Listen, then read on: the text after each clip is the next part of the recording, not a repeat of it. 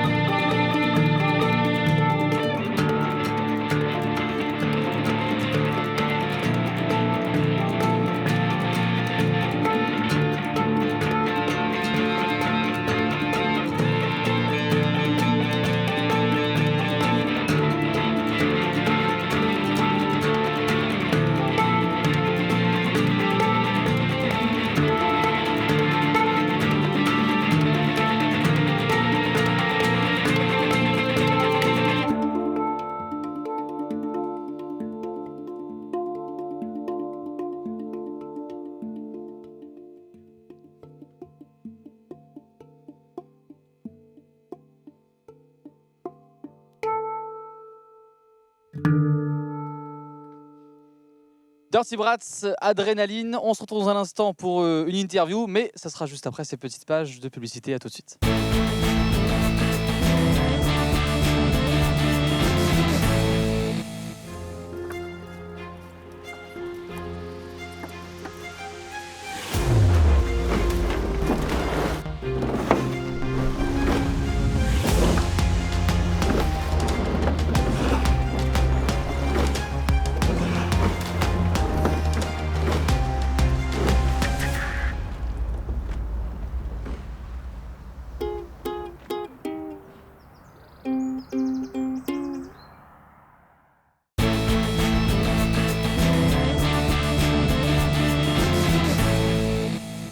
De retour sur le plateau de On Air en compagnie de Jérémy et François. Merci beaucoup d'avoir joué pour nous tout à l'heure, c'était super.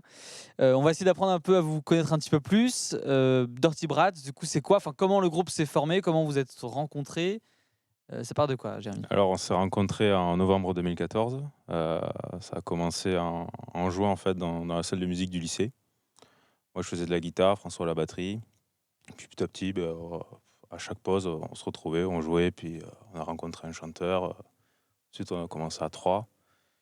Et après, on a rencontré Hugues et de là est parti le projet, quoi.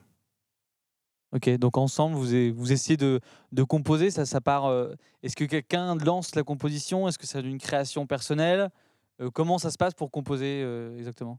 En fait, on amène tous, pas à tour de rôle, mais on y contribue tous. On amène un petit riff. Puis après, c'est le travail de groupe, quoi. On peut pas dire qu'il y a une personne qui compose plus que les autres. On fait vraiment tout ensemble.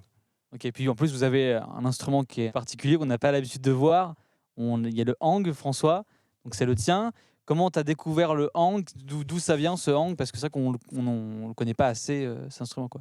C'est un instrument que j'ai découvert il y a 2-3 années et c'est un instrument assez récent qui a été créé il y a une vingtaine d'années en Suisse seulement.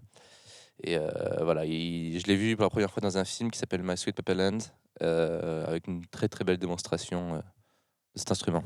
Et comment on fait du coup pour intégrer un instrument aussi spécial dans la musique, enfin dans vos musiques? Est-ce que l'arrangement est particulier? Comment ça se passe? C'est une manière de travailler différente. Le hang mélange bien la rythmique à la mélodie. Pour moi, il raccorde bien la batterie à un instrument plus mélodique du coup. Donc effectivement, à partir de là, je ne fais pas qu'un rythme. Je fais partie intégrante de la mélodie du morceau, donc c'est une manière très différente de travailler. On prend en compte qu'il y a 3 mélodies différentes, peut-être avec 3 instruments, et donc on n'a pas tous la même importance. Et puis ça rend très bien, on l'a vu. Ce que je vous propose, c'est qu'on fasse une petite pause et qu'on regarde tout de suite. Ça se passe à Bègle. C'est le collectif Wilson Productions. Un petit reportage, on se retrouve juste après pour la suite des questions. Pour moi, le cabinet de Dr Larsen, c'est un cabinet musical, donc c'est une école de musique donc qui englobe énormément de pôles. Ils prêtent aussi du matériel pour les événements. Mon projet, en fait, et le leur, ça se complète en quelque sorte. C'est-à-dire qu'ils sont énormément sur l'accompagnement. Je fais des événements. Là, j'en fais le premier ce soir. Je vais essayer d'en faire un maximum pour leur donner une expérience sur la scène, leur donner l'opportunité aussi de rencontrer d'autres personnes. Alors, le collectif, il s'appelle Wilson Productions. On a formé ce collectif, ça fait 1 an et demi que je bosse dessus. Et en fait, j'ai fait un événement l'année dernière où j'ai fait énormément de rencontres. Je les ai contactés, on a fait plusieurs réunions pendant les vacances où j'ai présenté le projet. Du coup, on a trouvé tous une bonne entente. Il y a une bonne cohésion dans le groupe et on a commencé le projet le 24 septembre de cette année. Sur le sol ? Dans ce collectif, on est sur de la production et du développement d'artistes. On a des ateliers d'écriture, des ateliers d'articulation, des ateliers de tempo sur lesquels on va gérer les artistes, donc on va les avoir. Ils vont nous amener leurs dernières écritures, on va bosser sur les sons qu'ils ont fait dernièrement. Il y en a qui ont des mixtapes, il y en a qui veulent faire des pochettes d'albums.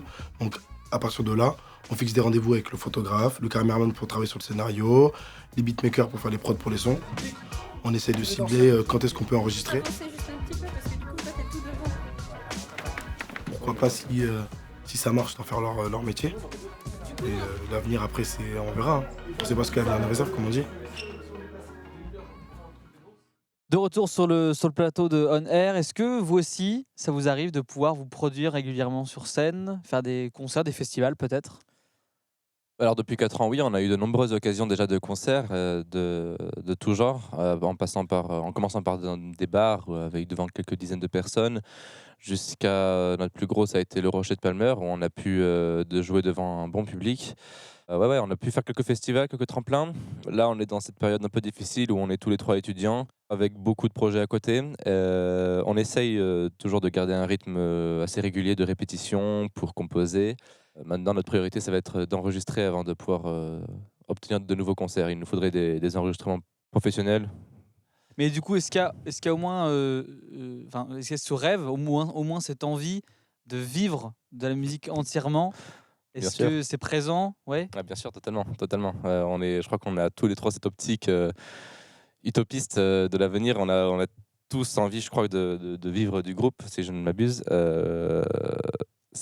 Mais c'est pas la chose la plus simple. On sait très bien que c'est de la chance, beaucoup de talent, beaucoup de travail, des contacts à avoir, beaucoup de temps, effectivement. Et c'est un rêve.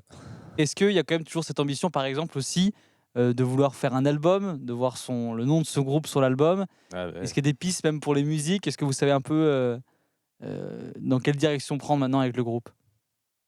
Là, pour l'instant, on aimerait se consacrer à l'enregistrement pour, comme il a expliqué, avoir quelques maquettes et pour pouvoir postuler à certains de plus grosses scènes. Après, on verra quoi. Et justement, pour pouvoir vous aider à vous produire, est-ce qu'il y a eu des aides des écoles de musique? Est-ce qu'il y a eu des aides des structures en particulier? Il y avait ce manoir de Léon dans lequel on a enregistré avec Jérémy, qui nous a permis de découvrir peut-être certaines structures. On a été aussi accompagné par certaines personnes, certains intervenants, certains musiciens. Eh bien, merci beaucoup à vous deux. Merci à Hugues en plus d'avoir participé à notre émission, les Tortibrats du coup. Bravo à toute l'équipe technique évidemment et puis au bon endroit de Bordeaux pour le prêt des éclairages pour le décor. Nous on se retrouve bientôt. Au revoir et merci à tous.